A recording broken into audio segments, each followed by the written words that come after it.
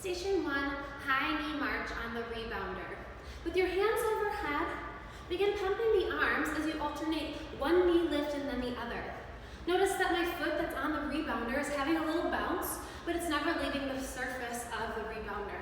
Option here would be a lighter tap one side to the other instead of lifting that knee up all the way. Alternatively, if you don't have access to a rebounder or you'd like to not use it, you can just find high knees on a flat surface while you pump the arms. Station 2, alternating reverse lunge with a bicep curl. Stepping back one leg at a time, bicep curl at the bottom, step back together. You're sending that leg all the way back into a 90-degree bend so that that knee is hovering right over the floor, hips over the knees, shoulders over the knees. The bicep curl happens at the bottom, but if you need an option, you can always do your lunge, add your bicep curl at the top. Station 3 is a hip bridge with a chest press. With your feet about a hand distance away from your hips, so you should be able to tickle your heels with your fingertips. Place your feet parallel, hip distance apart on the mat. With shoulders resting on the mat, elbows wide, lift the hips up, then begin to press the elbows straight over the chest.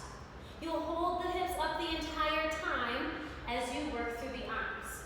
One option here is to do this work with your feet on the floor, hips on the floor, remove the hip bridge and just do the chest press as an alternative. Station 4 is called sassy jump rope. Let's start with just the legs. You're going to jump into one foot and then the other, so heavier into one leg.